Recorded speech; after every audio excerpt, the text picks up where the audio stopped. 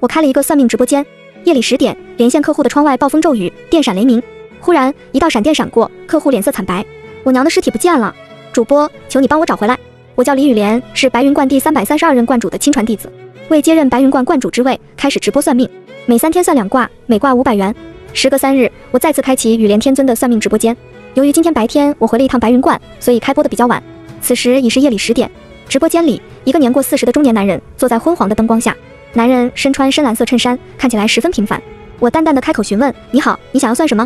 此刻，男人背后老旧的窗户外正电闪雷鸣，暴雨发疯似的下着，陈旧的木窗户被狂风吹得吱嘎作响，仿佛马上就会散架。忽然，一道闪电闪过，一下子把这间红白相间的砖瓦房照得犹如白昼。男人面色惨白：“我娘的尸体不见了！道长，求你要帮我找找。”中年男人的话刚落音，直播间的弹幕瞬间暴涨。今天我等了好久，主播才开播，一开播就这么硬核的吗？自由、富强、民主，弹幕护体。退。男人没有理会弹幕，开始讲述事情的经过。我叫张大山，祖籍宁县。几天前，我接到老家弟弟的电话，他告诉我娘去世了。我匆匆带着老婆小孩从城里赶回来，为我娘操办了葬礼。因为我老家这边是山村，地多人少，所以还保留着土葬的习惯。3天前，我办完我娘的丧礼，就请村里的人把她的棺材抬到了坟地里。我们这边有个习俗，就是先下棺，不能封土，必须要等好日子才能封土。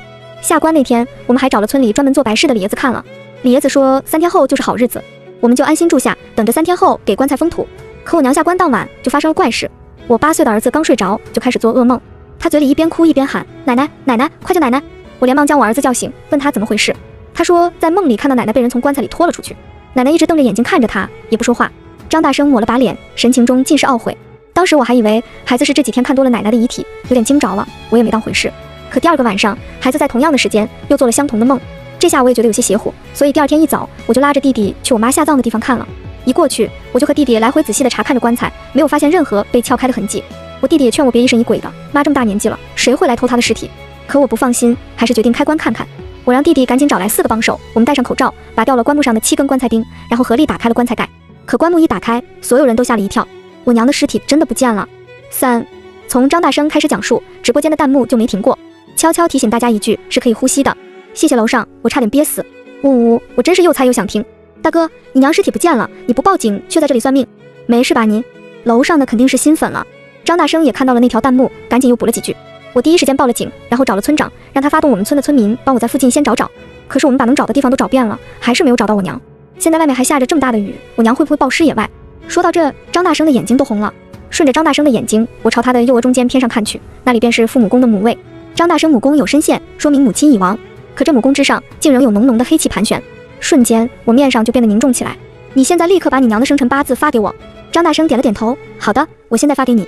可就这2句话的功夫，张大生眉间的血光之气每秒都在加重，现在几乎都要滴出血来。我急切地喊道：别打字了，你现在就把你娘的生辰八字报出来。见我如此着急的样子，弹幕的风向也跟着变了，怎么感觉有大事要发生啊？姐妹们，明天早8，我先睡了，我真不是害怕。我们宿舍8个男生都围着我手机看直播呢，可我还是慌慌的。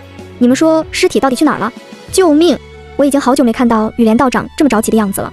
张大生也有点慌了，甲午年，病，直接报你娘的农历生日和具体的出生时间。张大生刚报完，我掐指一算，坏了，来不及了。我正要开口说话，砰的一声巨响，狂风竟然把张大生背后的窗户给吹开了，外面的风瞬间灌了进来，阴冷的嚎叫着，暴雨也啪啪啪的打在了堂屋的地上。张大生本能的想回头看向窗户，却被我急促的声音给拉了回来，别回头。张大生硬生生被我叫住，还没等他反应过来，我又补了一句，立刻憋住气，不要呼吸。张大生满脸迷惑，他还想开口说些什么，可下一秒他就僵在原地，一动也不敢动了，因为他从眼前的直播间里看到了自己身后的画面，一个大红色的身影正直立立地站在窗户边，死死盯着他。这诡异的场景不仅张大生被吓得半死，连直播间的观众也被吓得不轻。观众需要憋气吗？怎么办？我也不敢呼吸了。完了 ，S 市哪有可以通宵的网吧？我今晚是不敢一个人睡了。外面站的不会就是张大山的娘吧？所有人都屏住呼吸，盯着张大生背后那团模糊的红影。忽然，红影消失在了窗边。张大生正要松一口气，门外却响起了恐怖的咔嗒咔嗒声，门被推开了，一个穿着大红嫁衣的干尸走了进来。红衣干尸的全身都被涂满了血，各大关节处还被打入了20厘米的楠木钉，导致他腿和胳膊诡异的扭曲着。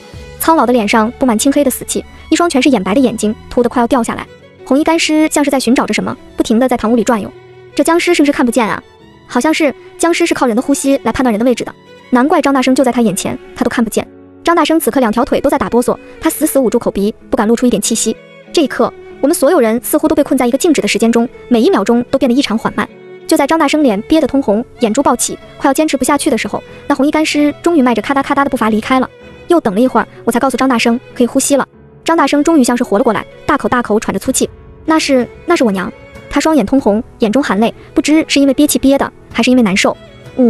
我看向镜头前的张大生，语气严肃：如果你和你的家人想活过今晚，那从现在开始，每一件事都要听我的。还没等他开口询问，我接着道：你现在去看下墙角的那几个蛇皮袋里有没有糯米。张大生立马站起身，走过去翻找起来。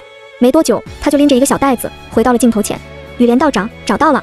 我看着眼前这一点糯米，摇了摇头，这些不够，还有其他地方会放糯米吗？赶紧再去找。张大生想了下回道：没有了，这个老房子一共就3个房间，左边是卧室，中间是堂屋，右边就是厨房。我娘一直把粮食都放在堂屋这边，其他地方是不会有的。我正色道：张大生，你刚刚也看到了，你娘已经变成僵尸了。照理说，刚死几日的尸体是成不了僵尸的，但有人用邪术强行将它炼化成了僵尸。他背后的人是冲着杀你来的。3分钟后会有一具更厉害的僵尸过来，这次的目标已经变成了你全家。我顿了顿，接着说道：而你手上的糯米只能护住2人，你妻子和儿子现在睡在卧室。我的话还未说完，张大生毫不犹豫地打断了我：道长，求你告诉我该怎么做，我就算死也无所谓，但求你救救我的老婆和孩子。弹幕护体：大哥，我敬你是条汉子。他甚至连1秒都没有迟疑。雨莲道长，你千万要救救张大生啊！此刻的我已经没时间理会弹幕了，你先绕着他们的床边撒一圈糯米，床上的4个角也要撒上，剩下的糯米就分别撒在卧室的窗边和门前。张大生拿着糯米，蹑手蹑脚地打开了卧室，他的妻子正带着孩子睡得正香。他利索地将糯米放置在我说的几个位置上，然后眷恋地看了一眼妻子和孩子，随后就快速出了卧室。做完这一切，3分钟已经所剩无几。张大生目光恳切地看着我：道长，如果我现在离开家，那个僵尸会跟着我一起走吗？我摇了摇头。张大生苦笑一声：真不想吓到我老婆，她胆子很小，明天要是看到我死得很惨，他是想用自己引开僵尸，换得妻子孩子的安全吧。雨莲道长，你救救张大生吧。呜，这么好的男人，谁帮忙报个警啊？不能就这么看着他被僵尸杀掉吧。弹幕里善良的观众都开始哭哭唧唧，气氛很是悲伤。这时候2条显眼包弹幕出现了：频道爱科学，谁说他会死？我师姐可是白云观李雨莲。频道一头秀发，就素，看不起谁呢？这2位就是我的师弟和师傅。我师傅是白云观第332任观主，而师弟则是在武道口职业技术学院教计算机的。既然师傅和师弟把气氛烘托到这了，那我也不再留后手。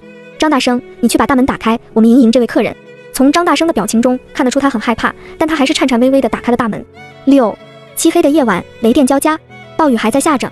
我让张大生把手机镜头对准东南方，只是几秒，一个全身长满绿毛的僵尸出现在手机镜头里。与电影里的僵尸不同，这个僵尸身形瘦小，恐怖干瘪的脸上露着2颗深长的尖牙，黑色的锋利指甲像是可以撕碎任何人的胸膛。他正飞速跳跃而来，目测只需要10几步就可以跳到镜头前。张大生此刻手机都要拿不住了，他身影颤抖：道长，接下来该怎么办？当忽然又是一道闪电闪过，我大声唱诵：我以血肉求天雷，判得驱邪附魅，杳杳冥冥，天地昏沉，太上星，应变无停，雷公电母，见此污秽，力斩无赦。破！轰的一声巨响，一道惊天动地的雷在手机镜头前炸开，绿毛僵尸从里到外被劈得稀碎。这一幕把直播间的观众都看傻了。雨莲天尊，我永远的神，我是新粉，这是啥新的僵尸片吗？特效还不错哟。绿毛僵尸，我碎了，有人愿意捡起我，给我一个抱抱吗？没有，谢谢。绿毛僵尸，我的母语是无语，还没帅够1秒就被劈成了渣渣。害怕则僵尸则。张大生背靠着墙，缓了好一会儿才缓过劲来。雨莲道长，这个僵尸死了吗？还会不会有别的僵尸来？放心吧，你们已经安全了。因为炼化僵尸的人现在受到反噬，他自己都性命难保，没能力再来伤害你了。他像是被抽空了力气，一下子瘫坐在地上。那就好，到底是谁要杀我？还有，他为什么要大费周章偷走我娘的尸体？我拿起书桌上的水杯，润了润嗓子。你眉毛过关，弟兄23，眉尾下纹有2根，一长一短，说明你有个哥哥，还有个弟弟。张大生眼中带着疑惑：雨莲道长，我只有一个弟弟，没有哥哥，难道是早年间不幸夭折了？可我娘从没提起过这事。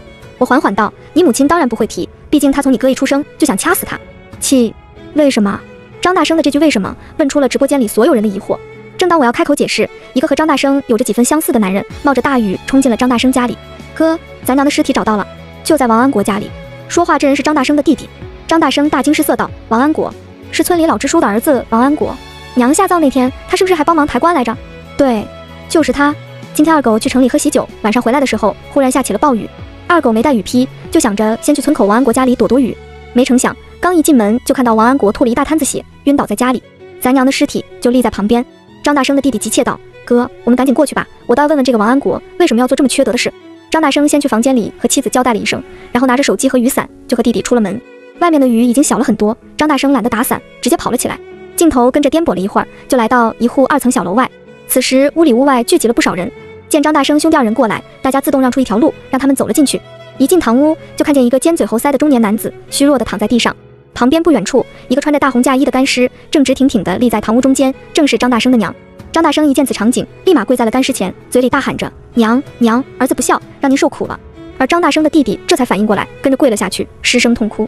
哭了一会儿，张大生的弟弟站了起来，朝着地上的王安国就是一脚：“王安国，你这个畜生，你扒我娘的坟，偷她的尸体，你不得好死！”地上的王安国又吐了几口血，可他的神情却比张大生的弟弟还要愤恨。张大生的弟弟一把抓住王安国的领子，把王安国从地上拎了起来，说：“你到底为什么这么做？”爸！王安国像是用尽全身的力气往地上大啐了一声：“呸！”因为他就是个水性杨花的臭烂货。听到此处，张大生弟弟的拳头握得咯咯作响，下一秒就要打上去。围观的村民赶紧拉开了2人。王安国不屑地看了一眼张大生兄弟，论辈分，我还是你俩的亲哥哥呢。张大生的弟弟气得双目喷火，牙齿哆嗦：“你他妈的在胡说八道什么？”而张大生这时想起了我刚刚的话来：“道长，你刚刚说我有一个哥哥，难道就是王安国？”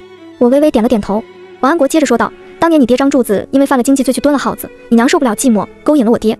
后来偷偷生下我之后，你爹正好出狱了，他又装作什么都没发生，回到了你爹身边。我从出生到现在，他连1天都没养过我。我爹一个人又当爹又当妈的把我拉扯大，虽然他如此无情无义，可我爹却想了他一辈子，再也没娶妻。活着的时候我爹都不到他，现在他都死了，我这个做儿子的总要让我爹了这个心愿。”王安国说到这，围观的村民们都开始议论纷纷。张大生兄弟2人的脸色也都很不好看。张大生着急地看向我：“雨莲道长，当年的事真的像王安国说的一样吗？”沉默多时的我终于开了口：“当然不是。”在场的所有人都朝着张大生的手机看过来。张大生的弟弟急得跺脚：“哥，你怎么现在还有心情和别人视频聊天？这是我在网上找的高人，今天要不是雨莲道长，我们一家可能已经命丧黄泉了。”为了让在场的人听得更清楚，我特意提高了音量：“张大生，你爹张柱子在几10年前确实因为经济罪进过监狱，不过他是被人陷害的，陷害他的人正是王安国的爸爸王山。当时你们村里有个修桥的项目，政府给拨了款，王山作为村支书想要中饱私囊，可张柱子作为村里的会计却不同意。最后王山使了阴招，把张柱子送到了监狱里。”听到这，一旁围着的几个老人连连点头。还记得张会计被抓的时候，村里所有人都不相信是张会计贪污了钱，王山当这个村支书不知道捞了多少好处。我接着说道：“当时你娘知道张柱子坐牢是王山搞的鬼，但她没有其他办法，只能去求王山，可王山却借机强暴了她。没多久你娘就怀孕了，她首先想到的就是打掉这个孽种，可是这事偏偏又被王山知道了。王山威胁她，如果打掉孩子，张柱子这辈子都别想出来了。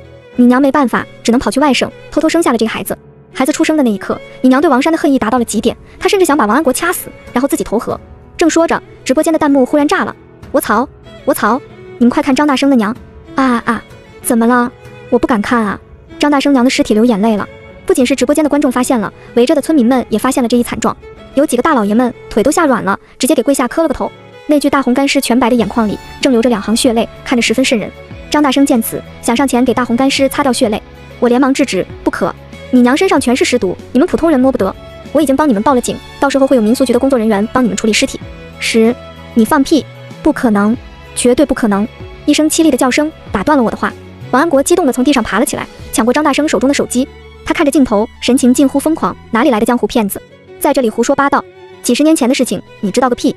我冷漠地看着他，我是不知道，可张大娘知道。人死7日，魂魄才会散去，现在他就在看着你。王安国一点没被我的话吓到，反而咯咯咯地笑了起来。几10年来，他从来没看过我一眼，现在死了，能看看我也好。本来我真的只想把我爹和我娘练成僵尸，让他们长长久久的在一起。可谁让张大生发现尸体不见了？王安国阴狠地盯着张大生，像是要把他扒皮抽筋。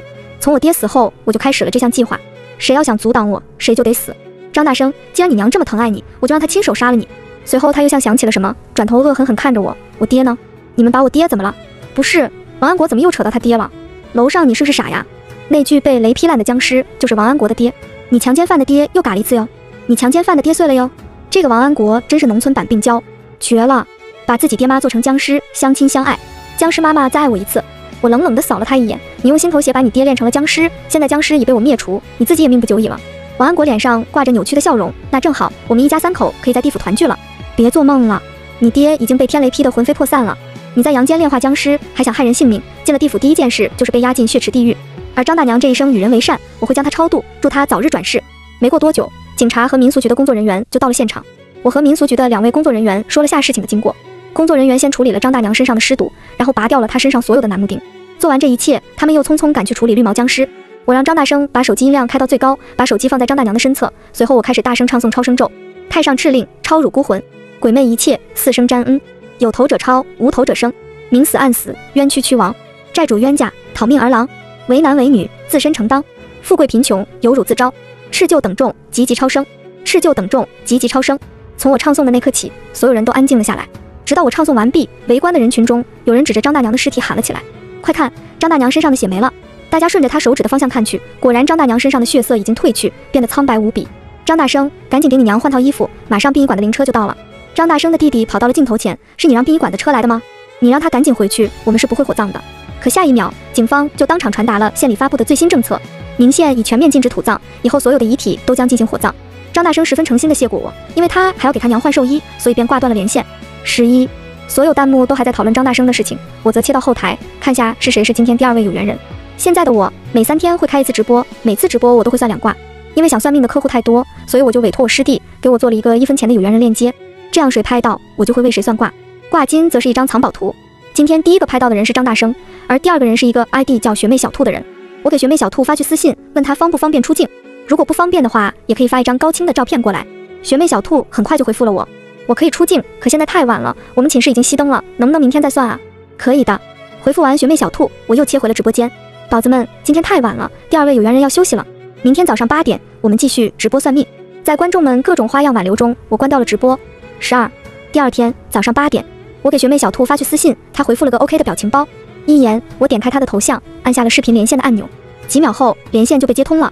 直播间画面里出现了一个20岁左右的女生，她正坐在书桌前，身后是一张木质床，看样子是在寝室里。女孩的青春靓丽一下子让弹幕激动了起来。姐姐，我正在刷紫色的墙，忽然看到了妹妹。姐姐一激动就碰掉了旁边紫色的油漆，我只能大喊：我的妻子，我的妻子！妹妹是意大利和中国混血吗？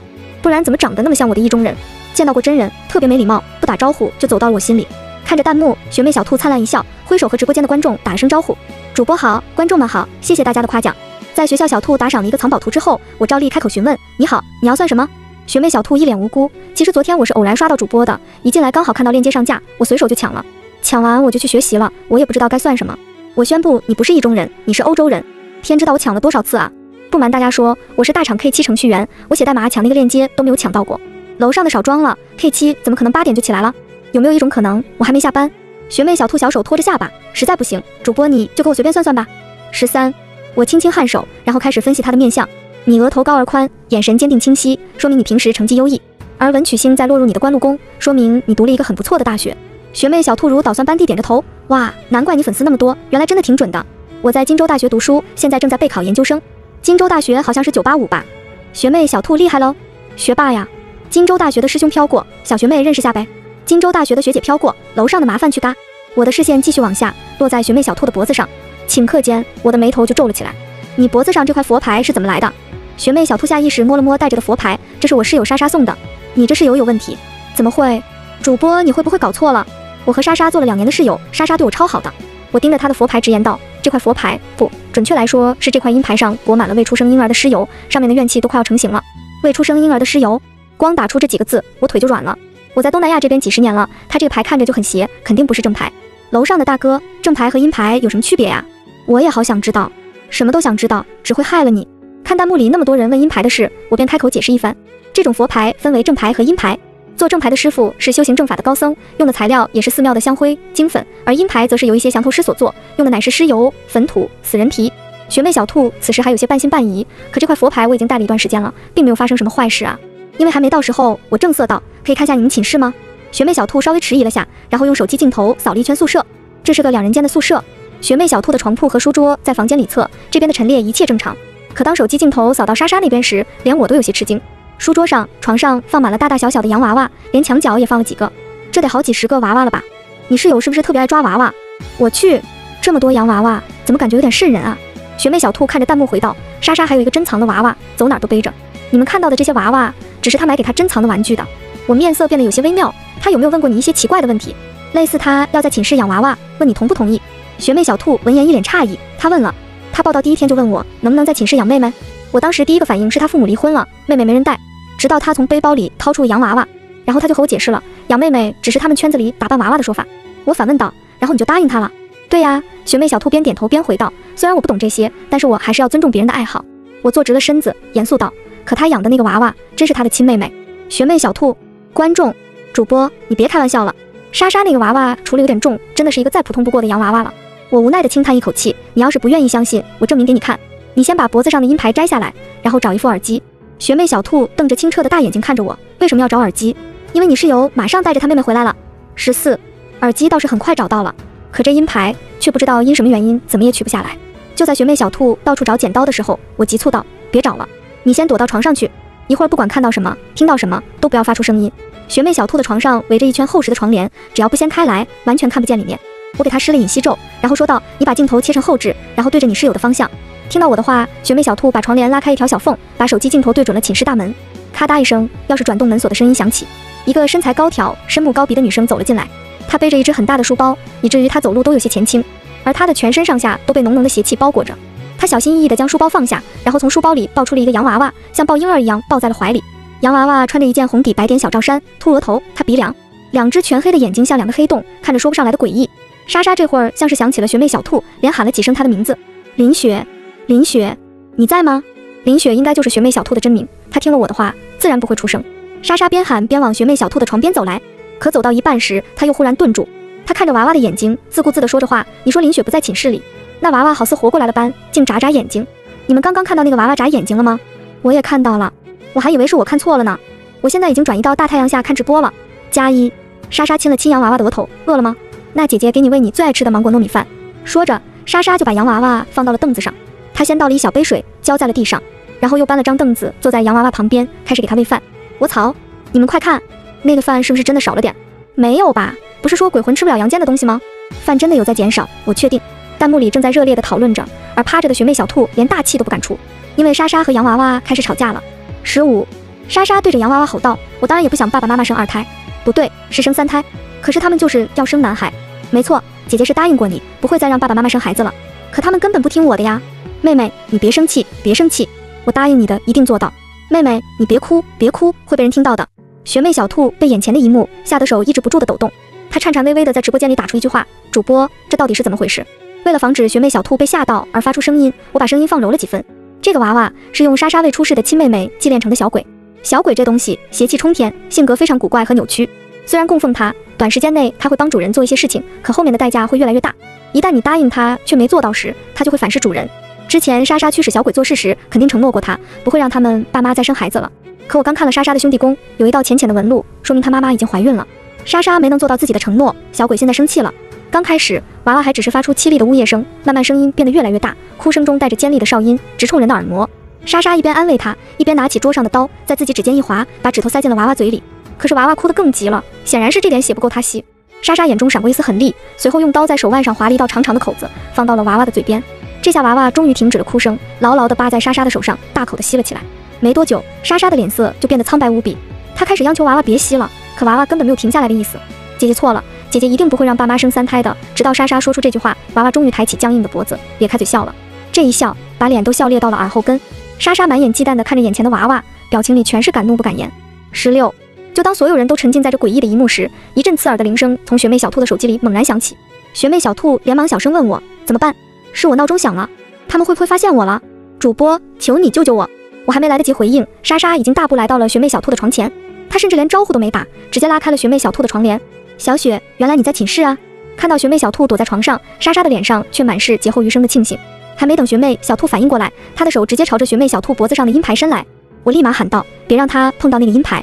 可为时已晚，大片的血从莎莎的手腕里流出，滴在了阴牌上，很快就被阴牌吸了个干净。瞬间，阴牌又黑了几分，而莎莎身上的邪气竟全部往学妹小兔身上涌去。随后，她又从口袋里掏出一块裹满了头发的佛牌，戴在了脖子上。做完这一切，她愧疚地看了一眼学妹小兔，对不起，林雪，我也没有办法了。说完，她直接转身就走。而原本盯着莎莎的娃娃，却像是没看见莎莎离开，反而死死盯着学妹小兔。姐姐，我又饿了。17，我去，这小鬼怎么叫学妹小兔姐姐呀？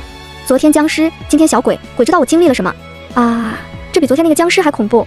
主播，快救救这个既清澈又愚蠢的大学生吧！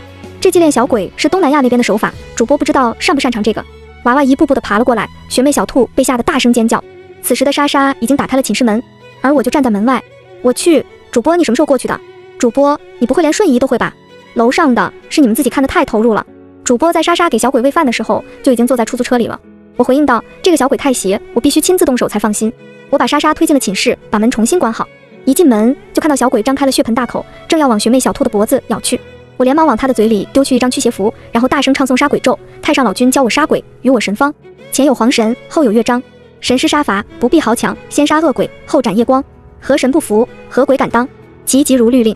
下一刻，洋娃娃开始绝望的嘶吼，他身上的皮一点点裂开，最后露出了一个只有巴掌大小的黑色干尸。像这样的邪物，光用杀鬼咒还不能完全将他杀死，而是要用五雷斩鬼印。可现在是大白天，又是在市区，只能先将他收进乾坤袋中，一会儿交给道教协会那几个老顽固处理。缓了好一会儿，学妹小兔才终于回过神来。我坐下替她解开阴牌，她顺势躲到我怀里，开始嗷嗷大哭。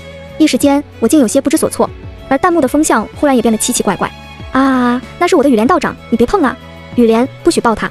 虽然我不喜欢女生，但是看到她扑到雨莲怀里，我承认我酸了。学妹小兔一边看着弹幕，一边把我抱得更紧了。雨莲姐姐，刚刚小鬼为什么会把我认成莎莎？我冷眼盯着一旁站着的莎莎，因为她知道养小鬼总有一天会被反噬，所以她要找一个人当她的替死鬼。她在这块阴牌里放了自己的头发、指甲，还有一小块皮肤。阴牌一旦融入她的血液，小鬼就会误认为你就是她。而她脖子上的那块正牌，上面缠着的是你的头发，就是为了能掩盖掉她自己的气息。学妹小兔一脸怒容，两只眼睛瞪着莎莎，仿佛冒着火。亏我还把你当好朋友，你怎么这么恶毒？也是，连自己的亲妹妹都能做成小鬼，你这种人根本不配做人。莎莎并没有理会学妹小兔，反而向我哭诉起来。道长，你这么厉害，肯定能算出当初我真的是一片好心。当初我妈为了生下男孩，在家里偷偷做药，把妹妹流掉了。我把她做成小鬼，只是为了让她能看看这个世界。可没想到她会如此可怕。我眉头紧锁，看她的眼神越发冰冷。你七杀星、巨门星两大恶星入官禄宫，代表你极其看重学业，甚至为了学业可以不择手段。当初你养小鬼，只是为了能考到一个好大学罢了。三观已毁，居然是为了高考考个好成绩才养小鬼，好恶毒啊！自己养小鬼怕反噬，让同寝室的室友给他当替死鬼。忽然觉得我那个35度还不愿意开空调的室友没那么讨厌了。他一个大学生，哪学来这些阴毒的东西？我淡淡道，他夫妻宫逢四煞毒首，又逢日月反背，而在辰戌丑未坐命，整个夫妻宫邪气环绕，说明他的配偶又邪又煞，应该是个降头师。掐指一算，这个降头师居然就住在离这里不远的地方。我给师傅发了个信息，让他过去抓人。没多久，警方和道教协会的人也都到了。了解了事情的经过，警方很快逮捕了莎莎。因为盗窃、破坏尸体都是犯法的，虽然明面上不能认定他故意伤害罪，但他的命门上黑气环绕，已是短命面相，能不能或者从牢里出来都是问题。养了那么久的小鬼，他早就被反噬了。一念善心，10年善报；一念恶念，万劫不复。我把装小鬼的乾坤袋扔给了道教协会的人，剩下的事情就交给他们处理了。和直播间的观众聊了几句，我正准备挂掉直播，师傅却给我发来了短信：师傅，雨莲，降头师已经抓到了。对了，我正要问你呢，你昨天怎么用寿命去引雷劈那个僵尸啊？我还不是怪你和师弟给我吹牛，本来我是想稳扎稳打，结果你和师弟把我捧得那么高，我也不能丢白云观的脸啊。我用寿命引雷，一记绝杀就能劈死绿毛僵尸。师傅，雨莲，你糊涂啊？这次又花了多少年寿命啊？我这次花了3年呢。可太肉疼了。师傅，我先算算，我还能活多少年？我赶紧掏出我的计算器，啪啪啪摁了起来。9803减3等于9800。我给师傅回了信息，师傅咋办啊？就剩9800年了。师傅，你这短命鬼，回头为师再去给你搞点增加寿命的奇珍异宝。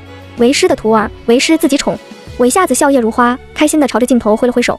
这次的2卦到此结束，喜欢主播的小伙伴点点关注，咱们3天后再见。